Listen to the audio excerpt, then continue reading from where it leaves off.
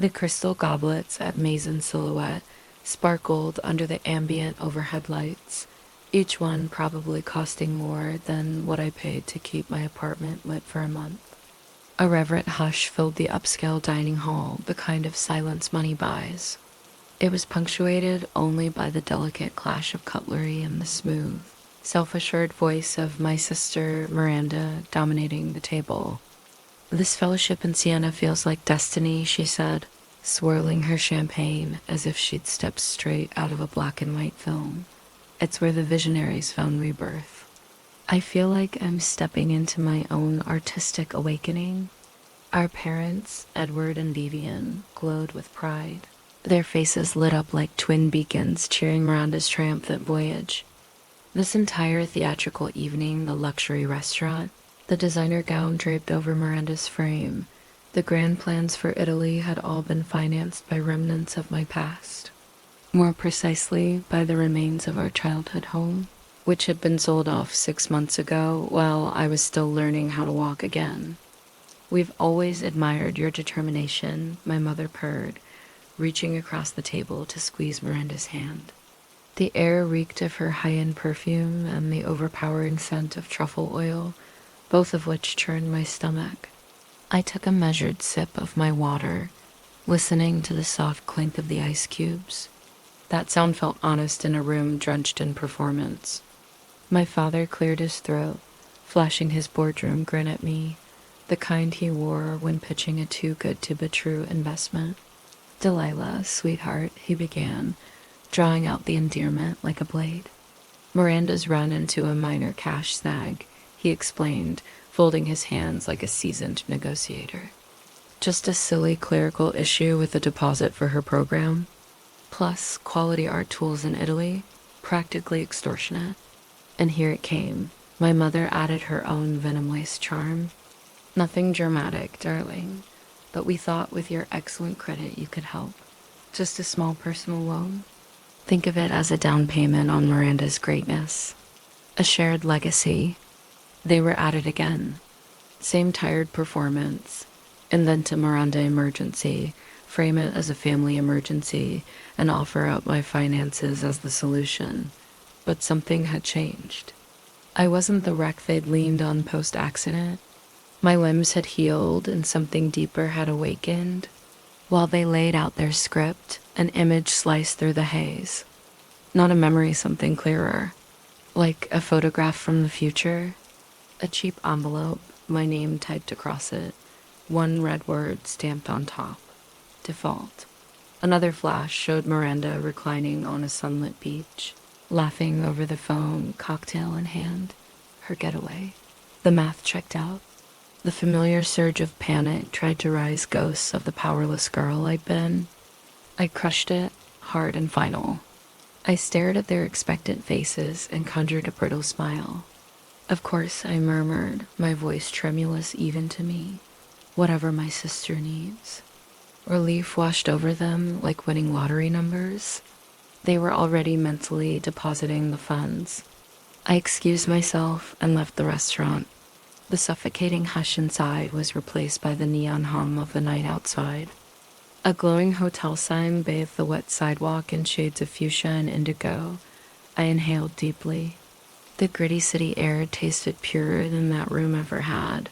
My phone buzzed. I expected a message from my mother with bank info. Instead, it was a notification from the investment app I'd downloaded on a whim. That volatile biotech company a name on Morning Vision told me to sink everything into had announced a groundbreaking clinical trial. The stock hadn't risen. It had rocketed. The numbers on my screen were glowing green fire. 7 digits. A cool million. And they wanted a small loan? I nearly laughed.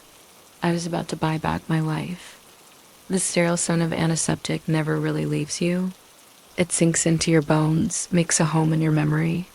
After the accident, I lived in that smell. It coated the scratchy blankets and the flavorless hospital food.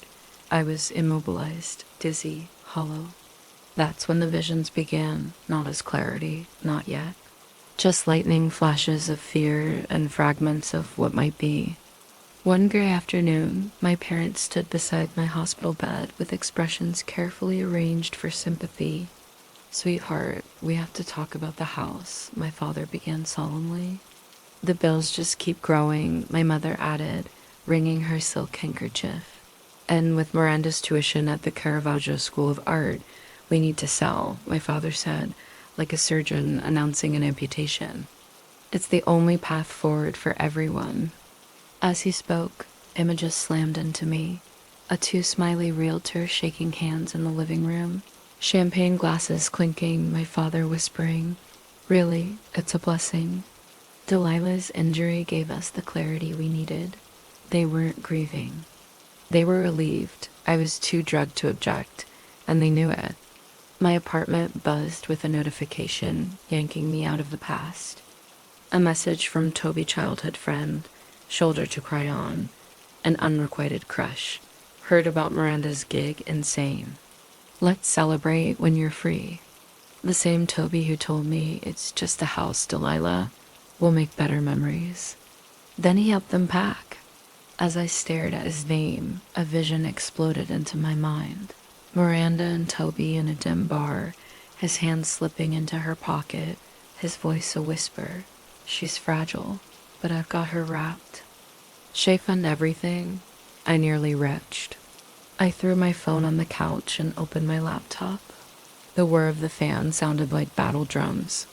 My apartment was a gray little shoebox, its one window staring at a brick wall. A far cry from the old porch swing, from the lavender roses after a summer rain. I ignored Toby, I ignored the antiseptic ghost. I logged into my stock platform. This wasn't gambling. It was precision. The visions grew sharper. A ticker, a pharmaceutical merger, an approval from the FDA, a celestial path, stitched together by time. I followed it with religious devotion. Each trade, each dollar, it wasn't just money. I was building a fortress. One night, I dug through public property records and found it. Our old house, now owned by the Mallorys, a retired couple. I followed the thread. Mr. Mallory ran a regional manufacturing firm. And then, the final glimpse. A news headline, dated 3 weeks ahead, "Mallory Manufacturing declares bankruptcy." They'd have to sell. Soon. I smiled. The call came 2 days later. My father again. "Delilah, I'm emailing over the loan paperwork," he said with military briskness. "Need it back by Friday. Miranda's future depends on it. Not a question. An edict." I let him finish. Then waited an hour and texted back. "So sorry, Dad. My credit's tanked thanks to medical debt. No loans for me. Wish I could help. Hug Miranda for me." I could feel their collective rage radiate from across town. The useless daughter strikes again. While they raged, I called Harrison Cole, a wealth consultant who'd appeared in a vision.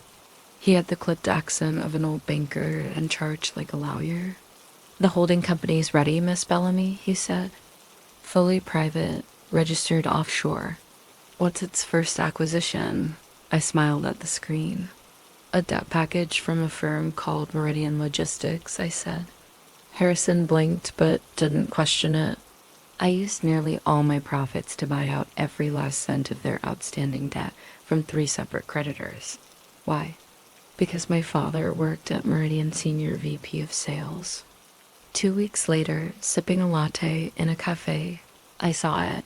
Meridian suspends bonuses, slashes executive pay amid sudden financial recall. My doing. Every cent owed. Called in overnight. I nearly laughed out loud. My phone buzzed. "Dad, Delilah, did you see the news? Bonus is gone. We were counting on that from Miranda. Can you check with your network? See if anyone's hiring?" The panic was thick and delicious.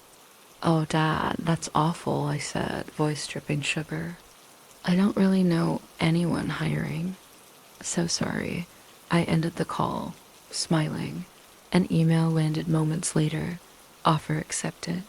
The Mallorys had taken my over-asking, all-cash offer. The house was mine again. Their downfall wasn't graceful.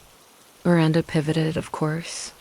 I read about it in an online magazine. Miranda Cole, Painting Pain into Power. A self-funded debut, bankrolled by her partner Toby. Her centerpiece?